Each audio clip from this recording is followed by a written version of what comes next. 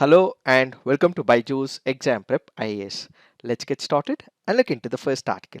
The first article is speaking about essential religious practice. The article here is speaking about the hijab issue. We would not be discussing this. Why? Because this particular case is being heard in the High Court of Karnataka. Once we have the judgment and order passed by the High Court of Karnataka, we will take up this issue in an elaborate way. As of now, let us try and understand what is this essential religious practice. We have one of the important articles in the Indian Constitution, which is Article 25. What does it speak about? It speaks about freedom of conscience, free profession, practice and propagation of religion. What do we understand by conscience?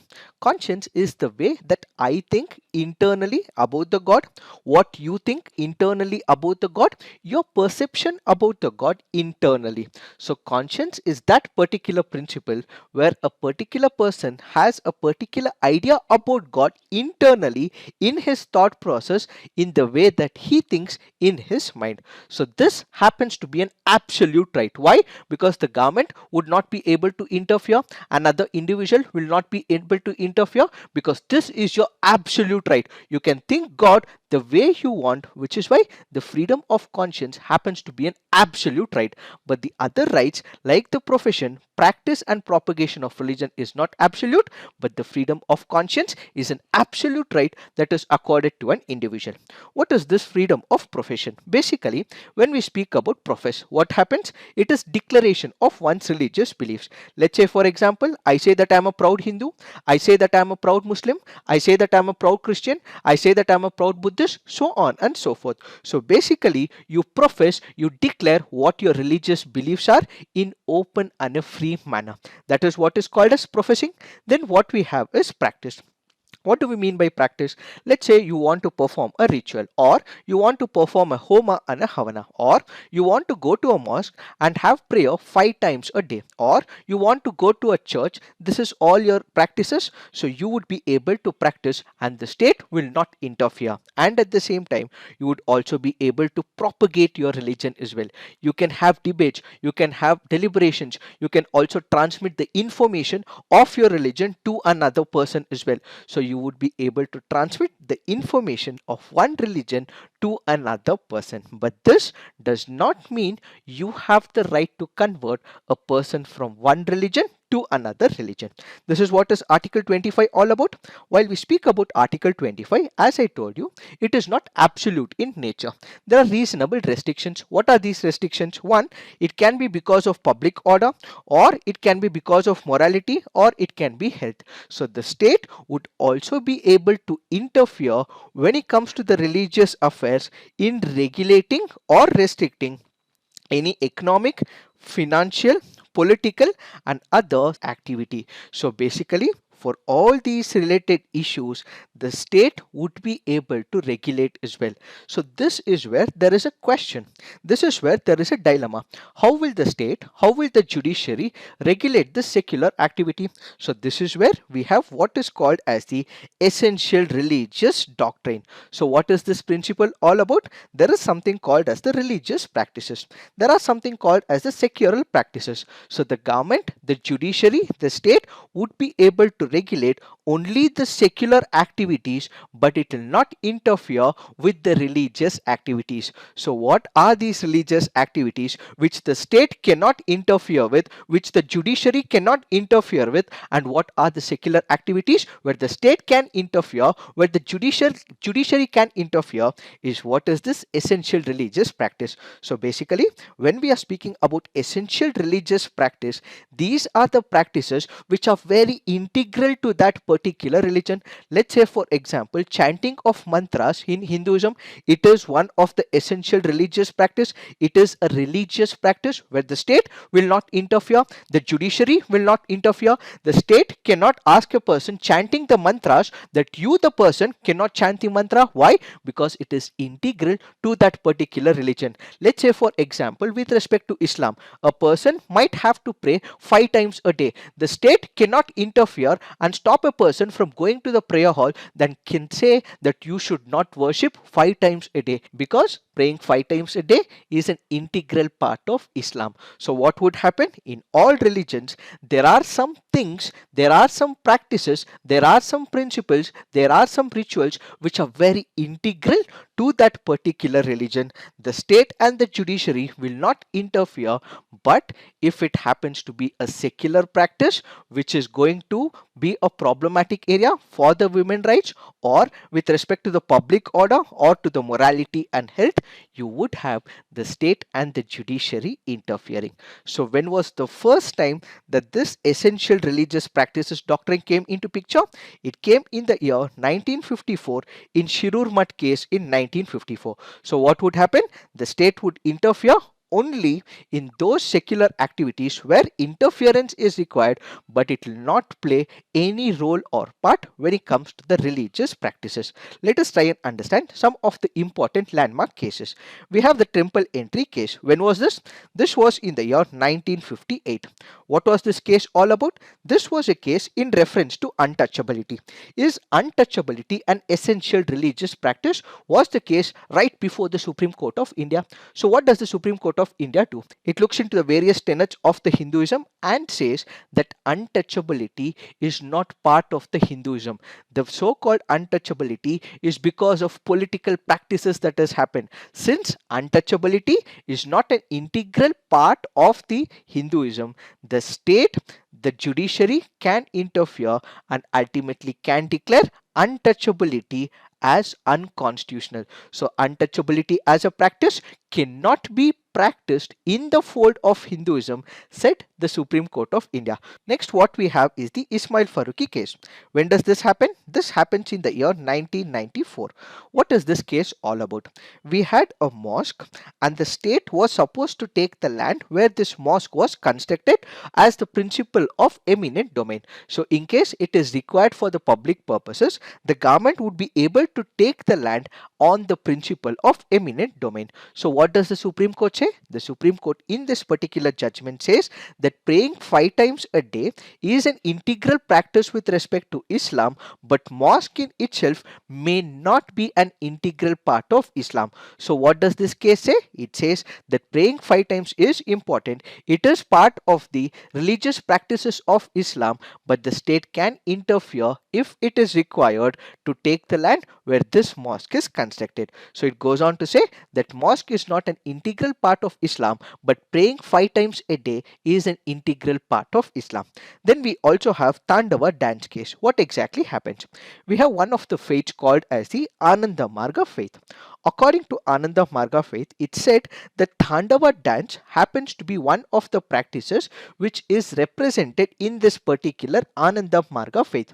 It goes to the Supreme Court of India, and ultimately the Supreme Court said that when was this faith established? The faith of Ananda Marga was established in the year 1955. Then we had Tandava, which was adopted by this particular faith only in the year 1966. So it was not happening for nearly 11 years. So the Supreme Court of India says since this was not a practice that has happened from 1955 up until 1966, there was no continuity. The custom was not practiced for about 11 years, and as a result, Tandava dance is not an integral part of Ananda Marga faith. So basically, what would happen under the essential religious practice? The Supreme Court will decide whether that particular custom, that ritual, that principle is a religious practice or it is a secular practice. If it is a secular practice, you would have the state and the judiciary which can interfere and bring changes and reforms in that particular sect. And if it is a religious identity, if it is a religious principle, the judiciary and the state will not interfere because it is an integral part of that particular religion. So what is the advantage of this essential religious practice? Let's say, for example, had we continued the system of sati, what would happen? Many people would say that sati is part of the system, the state should not interfere, the judiciary should not interfere. So what would happen? There would be women who would be killed as well. There would be women who may have to kill themselves as well. So this is a violation. This is a violation of Article 21. This is a violation where women is losing her right to live as well. So if sati had continued and if it was said that it is part of Hinduism, This means that the right of a woman to life would have been violated. Now that we have the essential religious practice, it clearly points out that it is not so, and ultimately justice could prevail with respect to the women. Not only that, we did discuss about the untouchability as well. Imagine people not being allowed to enter the temples. What would happen? Number of people would not be able to enter the temple. They would not be able to communicate with the god the feelings that they want to, and ultimately there would be social turmoil in the system. So the Supreme Court clearly said that untouchability is not a practice that is part of Hinduism, and ultimately it gave justice to all the people, emancipated the people so that they could connect directly with their interest of God. And then we also have the triple talaq case as well, where a man could just utter talaq, talaq, talaq, and could also give divorce to his wife as well. So what did the Supreme Court say? The Supreme Court said this is not an essential religious practice. Why? Because it is not an integral part of Islam, and also provided justice to the women. So the advantages are many, and which is why the essential religious practice is very important. But there are also demerits as well. There are also challenges and concerns with respect to essential religious practice. What are these concerns? Let's say, for example, we have the judiciary. What happens in the judiciary? We have the advocates, we also have the judges. What do? They have expertise in law. So we have different types of laws. So these lawyers or the advocates, what do? They clear this examination, they become lawyers. They would have studied for 3 years or 5 years and ultimately get a degree. So what are they experts on? They are experts on law. But when it comes to religion, when it comes to theology, when it comes to the philosophy, you would have people from that particular religion who would have learned Veda, or they might have learned about Quran, or they might have learned about Bible for number of years. So these lawyers or the judges are experts in law and not in theology. So how can they decide whether that particular practice is essential religious practice or not? How can they interfere within the religious ideologies of a particular religion? For example, in the Ismail Faruqi case, all that the Supreme Court had to decide was whether the central government had the power to take the land or not. But it came up with a judgment saying that mosque is not a religious practice, mosque is not an essential practice. So is it the right decision? Is what we have to look at. Then we can also take the example of Sabrimala case. Sabrimala case also is one which also speaks about diversity. It also speaks about not untouchability, but it speaks about diversity in the Hindu religion. There are number of temples where men are also barred as well. There are temples where women are barred, as in the Sabrimala case. So you have to think about the diversity in India, and you cannot weigh your options primarily on the basis of equality alone, say some of the critics when it comes to the Sabrimala issue. So the Supreme Court, the advocates, and the judiciary in whole are experts of law and not of the theology. So they should not decide what is this essential religious practice, what is the integral process to that particular religion. So these are some of the concerns with respect to the essential religious practice. So all in all, what we have to say is that there needs to be a balance. There needs to be an analogy where you define what this essential religious practice is all about, and the state should not excessively interfere when it comes to the religious activities. But wherever it is about right to life, wherever it is about the honor of an individual, they can interfere. Is what is this essential religious practice all about? Now let's look into the next article. This article says taking a bite out of cyber threats. The article here is speaking about cyber threats and cyber attacks. What do we understand by cyber attack? A cyber attack is an assault. Assault that is committed by an individual, or there can be a group of hackers who actually take upon another network or another system and basically take away the information, steal the information, expose the information, alter the information of another computer, disable or destroy the information. How? By unauthorized access to this particular network or to that individual computer. So basically, unsolicitedly entering into a network or an individual to steal the data, capture the data, and ultimately destroy the data is what is called a cyber attack. So this cyber attack can be done by an individual, or it can be done by a group, or it can also be orchestrated by a country, or it can also be done by a non-state actor as well. So it can be an individual, it can be a group, it can be a country, or it can also be a non-state actors. Let's take some of the examples. Why are we discussing this? That is because the author in this particular case goes on to say that in the last few years, as much as we have terrorism that is killing many people, you also have cyber security and its threats, which also can kill the very identity of a person. It can also kill the very critical infrastructure which runs a lot of important programs as well. So this article goes on to say that the cyber attacks will have to be kept a check on so that in the near future we can live a peaceful life. The author in this particular article gives example of number of cyber attacks. He takes into picture one of the important attacks that happened back in the year 2010, which is to do with Stuxnet worm attack.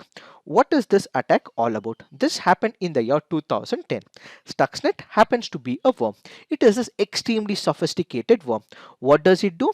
It tries to understand the vulnerabilities in the operating system and ultimately infect that particular network and the system with what is called as worm. So basically, it will infect the personal computers and cause real-time physical effects as well. Who created the Stuxnet? We know for the fact that this was created by United States of America, and this was also created by Israel. So both the parties came together and created this Stuxnet worm. Why did they want to create it? That is because they wanted to sabotage the Iran nuclear facility which was present at Natanz in Iran.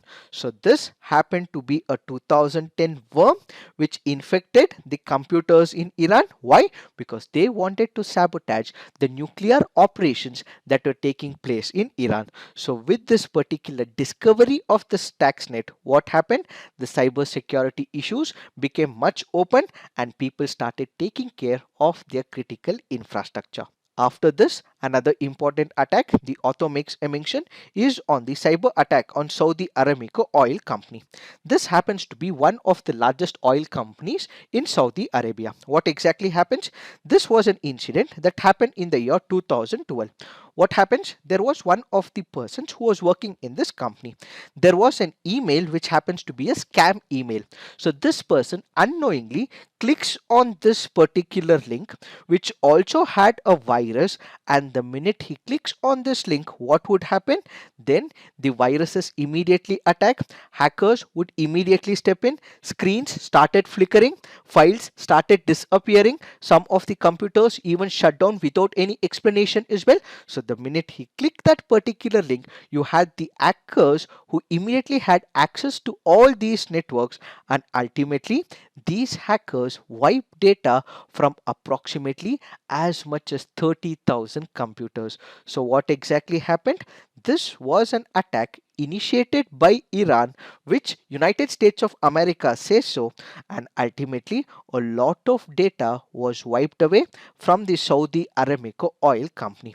Immediately after 2 weeks of this incident in 2012, we also had another incident, which is Qatari gas giant happens to be Rasgas. Another attack happened in this particular place, and this once again was initiated by Iran, says United States of America. So Iran, being one of the competitors in the Western Asian region, wanted to dominate, and as a result they happened to conduct this activity. Not only this, Of late, there have also been other cyber attacks as well. One is in reference to the SolarWinds. The other is in reference to the Colonial Pipeline ransomware attack. So what we see is continued attack that we see in this particular era. And as a result, you have United States of America, which goes on to say that in the near future, more than terrorism, more than the Pearl Harbor incidents, what we will have is the cyber Pearl Harbor incidents. So what we have to be ready is to ensure that in case there is a cyber threat, we are ready to give a response to this cyber attack. So when you look into the statistics, estimates of the cost of the world in the year 2021 from the cyber attack are still being computed. They are yet not computed, but if the cost of cyber crimes back in the year 2020 is considered for the year 2020, it is about $1 trillion loss. But if you're using the calculations and drawing an approximation, it would be about 3 trillion to 4 trillion for the year 2021. So the cyber attacks and the cyber security threats have led to a loss of $1 trillion in 2020, and this might be up to 3 to 4 trillion dollars for the year 2021, says this article. So basically, if we are looking at sectors that are most vulnerable to the cyber attacks, we look at the small and the medium sized businesses. Why? Because these small and medium sized businesses do not have much of the cyber security architecture, and as a result, they are the ones who are most hit. Then you also have the healthcare sector, then you have the education and research sector, communication sector, and the governments as well, which are being hit constantly by the cyber attackers. And we also have something called as the advanced persistent threats. What is this advanced persistent threats? Let's say for example you have the hackers, or let's say for example you have an individual who constantly keeps monitoring one of the networks which has the highly sensitive data. Let's say for example the critical infrastructure, let's say something to do with atomic energy or something to do with nuclear energy. So he's constantly in that particular network and seeing what is happening in that particular network where he wants to mine highly sensitive data. So basically the consequences of which will be intellectual property theft or sensitive information of a particular company or critical organizational infrastructure or total site takeover, and ultimately the sensitive information is captured. So what would happen? So these are the vulnerable sectors, and they may also steal some of the sensitive information as well. In order to overcome this, we also had United States of America, which said that we have to be very cautious. We need to have a cyber security architecture in place, but in spite of it, they are not responding with what is actually required. Why? Because the cyber threats witness have no change in the method of response, and ultimately they're not tweaking, they're not bringing new responses. So what we require is new responses in the 21st century, says the author. As of now, number of response plans and action plans have been initiated. For example, we have number of governments and companies which have initiated secure access service edge. What is this? This is a means of securing the data of the user, system and endpoint devices. Then we have CASB, which stands for Cloud Access Security Broker, and Secure Web Gateway as well, where they want to limit the risk to the users from the web-based threats.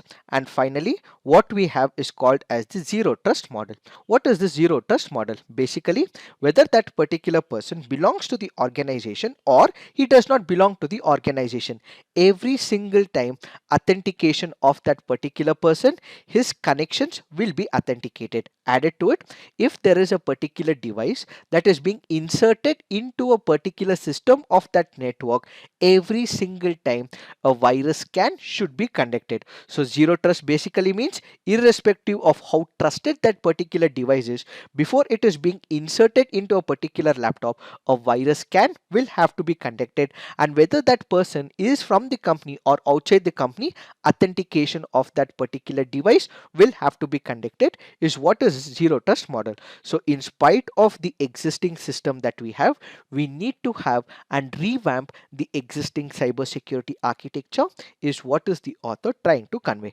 So what is the author saying? In spite of this, we already have issues. So going ahead, as way forward, a detailed study of the series of low and medium level proactive cyber attacks will have to be conducted by that particular company, and that company should not have a trade-off. What do we mean by trade-off? Is it a question of profits, or is it a question of cyber security? Most of the people would go for the profit, and they may compromise on the cyber security. So the author goes on to say there should be no trade-off, but instead what we have to excessively focus is on the security architecture. So study what are the cyber attacks that have happened in the past and in the near future. Ensure that you have a correct cyber security architecture. Then the nations should also prepare for the rash kind of cyber attacks. What do we mean by it? Usually what do the companies do? What do the countries do? They wait for some big bang cyber attack, a ransomware attack, or a state conducting a cyber attack on a particular country. So we need not have to wait for this big cyber attack initiated by some other company or by the hackers. Instead, we need to focus daily and prepare ourselves for the small cyber attacks and eventually have a cyber security plan and an architecture. The third says resilience through the decentralized and dense networks. What do we mean by it?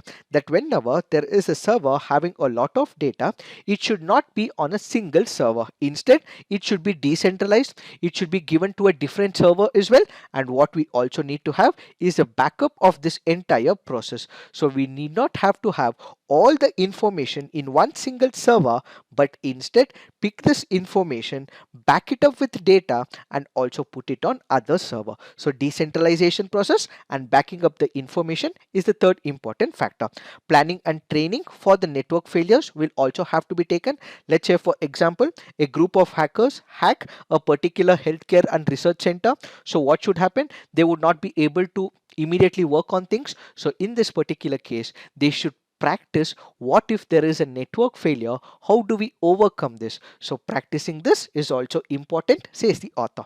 And finally, we should also decide what information should be on the online mode or in the digital mode, and what should be present on an offline mode in the form of paper, in the physical form. So addressing all this becomes very important and in effectively countering cyber security threats. So basically, we will continue to have cyber security threats. We will continue to be hit by state and non-state actors. So we need to prepare ourselves to build resilience, and the cyber security experts will have to ensure that they are far ahead of the cyber criminals, is what is this article all about. It is this that we have to understand in reference to this article. Now let's look into the next article. This article says, will continue to support India's race and regional leadership, says United States of America. So this article here is speaking about the Biden administration's announcement about the Indo-Pacific strategy. So we have the Biden administration which has come up with a policy update with respect to Indo-Pacific strategy. What is this strategy all about? As of now, you have China, which has become very assertive. It has also become hegemonic as well, and it is also warmongering as well. So how do we reduce the impact of China when it comes to the Indo-Pacific region? It has become a major cause of concern for India. We have issues along the line of actual control, and not only India, there are many other countries in South China Sea as well. These countries are also hit by the aggressive stance of China. In order to overcome all these issues, what we have is an Indo-Pacific strategy that is released by the United States of America. It primarily focuses on four important aspects. One, it says that this particular strategy includes that Indo-Pacific region to be free and open. It says United States of America will build connections for the Indo-Pacific region. It speaks about prosperity of the Indo-Pacific region and ultimately the security of the Indo-Pacific region. What do we mean by free and open Indo-Pacific region? When we speak about Indo-Pacific region, there are a lot of limitations, restrictions, hurdles that are imposed by China. It does not allow many countries to operate when it comes to the fishing zones. It does not allow countries to conduct exercises with other countries, and it also bars United States of America to freely flow in these international waters. So what is United States of America saying? That United States of America says what we need to have is a free and open system where there is international order, rules will be extremely transparent, goods and ideas and people will flow freely across the land, cyberspace and open seas. So it basically brings multiple aspects of democratic principles and pushes it into one single notion called as free and open Indo-Pacific region. So this is about freedom of navigation.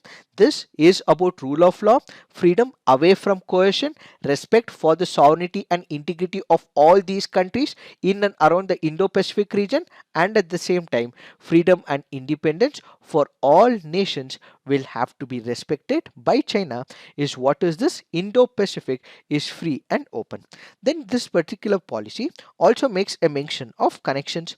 What do we mean by connections? Let's say for example, to tackle all the issues in Indo-Pacific region, what we require is an understanding from many other countries. So United States of America will speak to countries like India, will support them. It will speak to countries like Korea, Australia, Japan, Philippines and Thailand, and also bring other groups like the ASEAN into picture. So this is about supporting the countries, making them part of the process, and ultimately taking all these countries along when it comes to the Indo-Pacific region. It speaks about prosperity in the region. What do we speak about prosperity? This is about seeking higher labor participation. This is about developing trade in the region. This is about diversification of the process and ultimately more investments in this region. So digital economy, cross-border data flow, and ultimately coming up with new digital economy framework and trade relationship is what is this prosperity all about. And finally, what we have is security for the Indo-Pacific region. This is about advancing the deterrence. This is about cooperation and enhancing interoperability with all these countries, and at the same time maintaining peace and stability in this region. So when we speak about Indo-Pacific strategy, all these principles will be taken care of, and ultimately the assertive China, the hegemonic China, its rise would be controlled by bringing in multiple countries is what is this Indo-Pacific strategy all about. Now let's look into the next article. This article says Quad Meet focuses on Indo-Pacific ties. What is this Quad meeting has been explained in detail on 10th, which is day before yesterday. Kindly look into it. But according to this meeting which has happened between the foreign ministers of Australia, India and Japan, they go on to say that if there are any security related issues, intelligence inputs, the same will be taken by the country and will be delivered to each other. So Australia, India and Japan, these ministers met up and they said that in case there is any intelligence input with respect to the maritime security, the same will be delivered to every other country. They also spoke about the COVID vaccines as well. So they said as of now they have made a promise that they will supply this COVID vaccine to the Indo-Pacific region and also to many other countries world over. So they are planning to expedite the production of the COVID-19 vaccines. They are also planning to have a special meet on the climate change as well and discuss about the maritime security in the Indo-Pacific region. So basically all these countries once again believe that China has become assertive, it has become hegemonic, so controlling the rise of China is very important. We have discussed about this on 10th, but as of now this is all you have to understand with respect to the Quad. Now let's look into the next article. This article says 133 drones sighted along Pakistan border in 2 years.